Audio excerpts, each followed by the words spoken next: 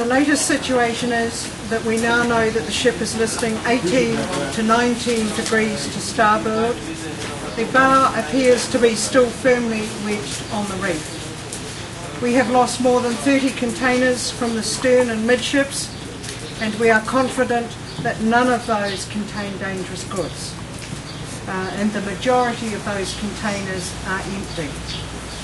We have had reports that some containers have been washed up on the shores of Motiti Island, and the container recovery plan is now in operation. An exclusion zone has been extended around the ship to 1.5 nautical miles and around Motiti Island.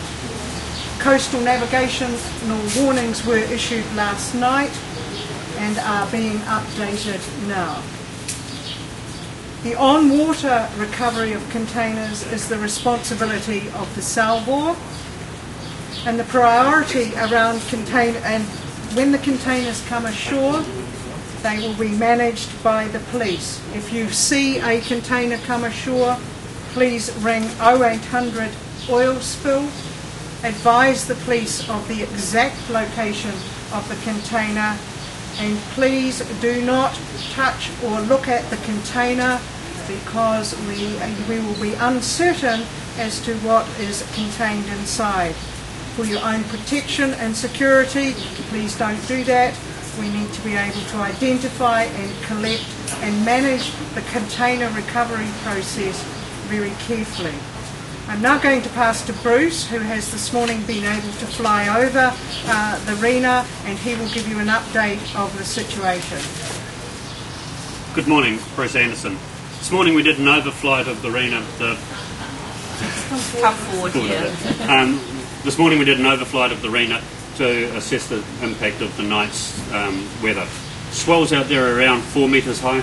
The vessel has maintained a list of about 15 to 20 degrees to starboard. It's moving around a little bit. You'll recall in other meetings I've talked about signs of deformation. There are signs of deformation on the hull plating of the vessel.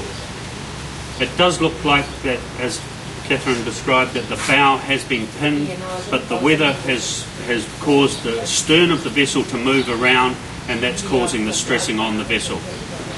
There are a number of containers that have come off. We had initial reports of quite a large number, but the count up has so far been 27, and then there has been another recent number of containers which have come off the vessel. A large number of those containers are still around the vessel and are close by, and they're clearly empty because they're very buoyant and up high, and that means that there's good. Now, Catherine also mentioned about don't open the containers. That's because the cargo manifest has a lot of foodstuffs, a lot of skins and pelts and other products like that. If you think about your rubbish bin, if your rubbish bin's sitting there for a week without any cooling, it tends to get very hot and smelly, and you don't want to be opening those sort of containers on a beach line. So don't open them, just leave them there, report them up. The container recovery plan is in action. There are vessels which are starting to corral those containers. There is another offshore anchor handling vessel which is due here today, and there is a tug on station at the stern of the Rena monitoring the situation. The salvage crews will get on board the vessel as soon as they can, as soon as it is safe to do. The last thing that we will do is put people at risk by putting them onto a vessel which is in a dangerous state. The vessel still hasn't stabilised because the weather is so rough, and the swell is still lifting and dropping the vessel. So we'll wait for that swell to subside, get the salvage crews back on board, and then go from there.